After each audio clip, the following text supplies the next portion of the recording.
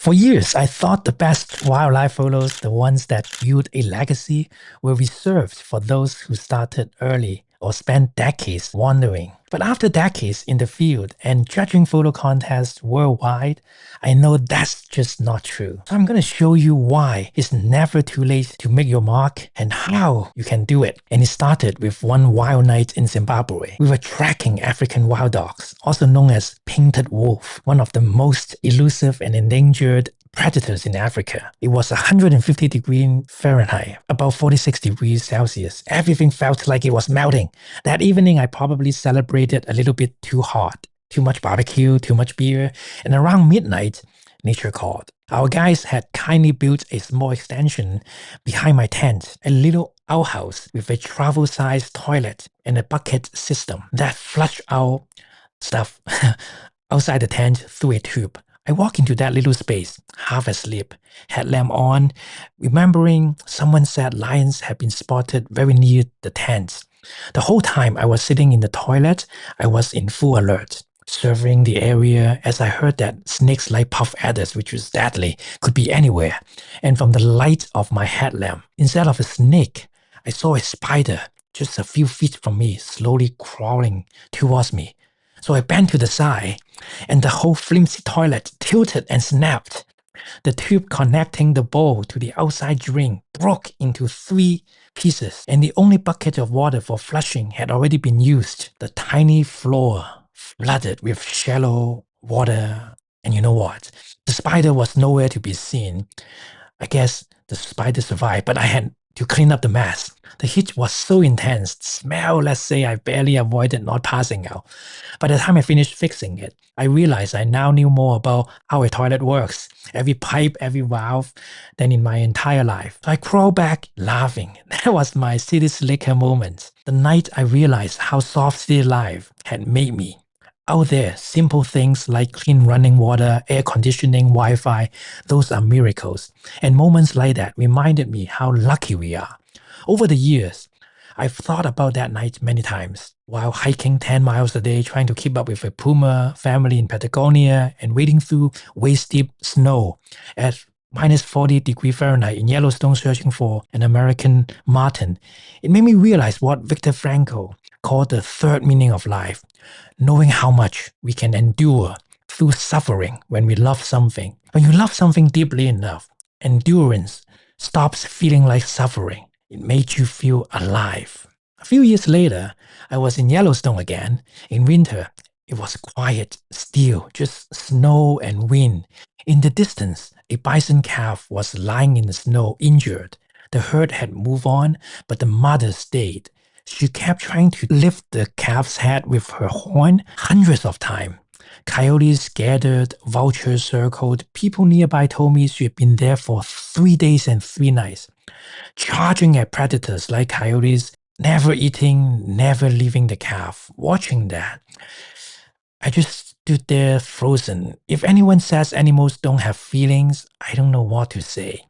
That moment changed me. It made me realize my mission, which is to capture that emotion and share it with more people. And it reminded me of this quote from Henry Baston.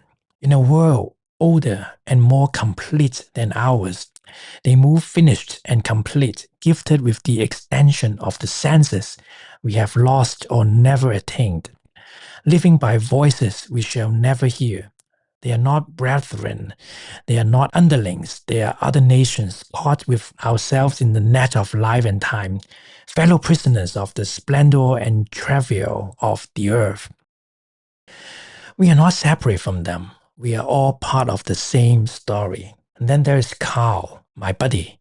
He started wildlife photography at 75 years old. He told me that he loved it, but he knew in a few years he wouldn't be able to carry heavy gear or to hike far.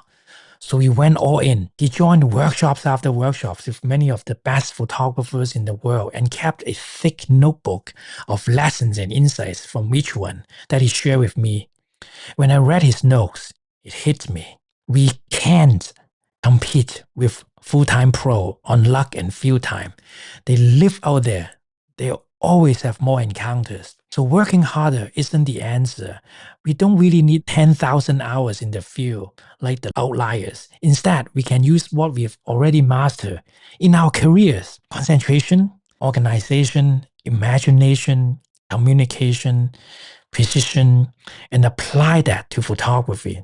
That's how you make exponential progress. So for example, one of my students, Samir, he works in finance, a world far away from photography, right? But he's wired to think differently, to challenge the system all the time.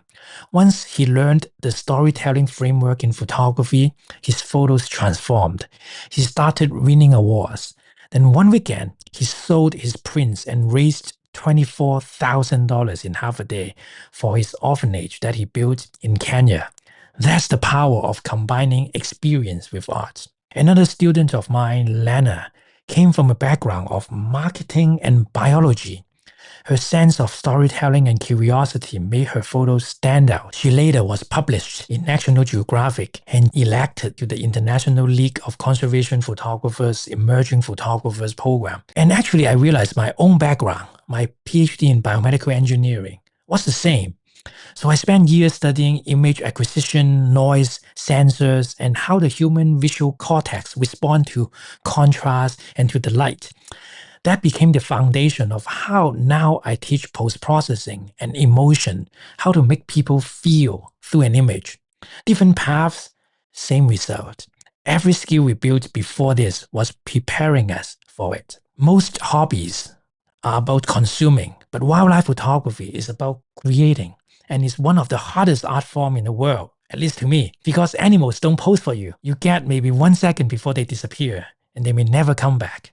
You have to align natural light, composition, background, storytelling, posture, emotion all at once. You are solving creative problems in real time while hiking through the mud, heat, snow, hauling heavy gear, thinking about exposure settings, autofocus, and the animal behavior, and somehow still staying calm enough to see beauty and chaos. When it works, it feels like I'm just a messenger, like something bigger wanted that image to exist, and I happen to be there. William Blake once wrote, "Eternity is in love with the creation of time." Steve Pressfield explained that. The idea that a masterpiece already exists in a higher realm. For example, Beethoven didn't invent the Fifth Symphony. It already existed. He just brought it into the world. That's how I feel about wildlife photography. We don't create nature. We revealed it. When everything aligns, light, emotion, and timing, it feels like eternity just whispered, "Now." And I just pressed the shutter. One year, in the weekend after work, I was waiting all day for a bobcat in a remote area. Maybe I'm just cursed because this happened again at 115 degrees Fahrenheit. Hours passed, nothing. But I was sure that I saw a glimpse of a bobcat that walked into a bush. Then, just when I was most relaxed, a bobcat kitten stepped out from the bush. She looked right at me, calm, curious. In that moment, she accepted my presence. Our eyes met and time disappeared. There's no past, no future, just the present. And really, isn't that what we all crave? We live in cities full of noise and distractions, but out there, it's just the present. And that's where life actually happens. In Bakersfield, I went to photograph the endangered San Joaquin Kit fox, one of the smallest foxes in North America. They are nocturnal, living quietly under a school campus. During the day, no one sees them. At dusk, the parents come out to hunt to bring food back to the kids. I watch them raise their families, be hunting, playing, protecting. They are just like us. Parents trying to give their kids a better life, except they have sharper hearing, agility, awareness, senses that we have lost. That circle of life, happening quietly under the same sky as ours, humbles me every time. And that's when everything clicked. Everything I've lived through, from that broken toilet in Zimbabwe to the blizzard in Yellowstone, wasn't random. It was all training. We don't need to be young to become great, because the first half of your life already gave you the tools, the discipline, the empathy, the endurance, the perspective. Younger photographers may have time, but you have vision, you have experience, and lots of failures, yet you are still here. And when you bring your life experience into this art, you can create in one season what might take others 10 years. And that's exactly what we do. We bring fleeting moments of this world into eternity. And that's what makes every second out there worth it. If you've ever dreamed of standing eye to eye with wild animals and creating art that moves people, start now. Don't wait for someday. Time is infinitely more expensive than money. You can always make more money, but you cannot buy back time. Because once you begin, you're not just taking pictures, you are proving you lived and you're leaving something beautiful behind. And if you want to learn how to save 10 years on that journey, check out my video here. I'll walk you through the system that helped me and my students do it. So I'll see you next time.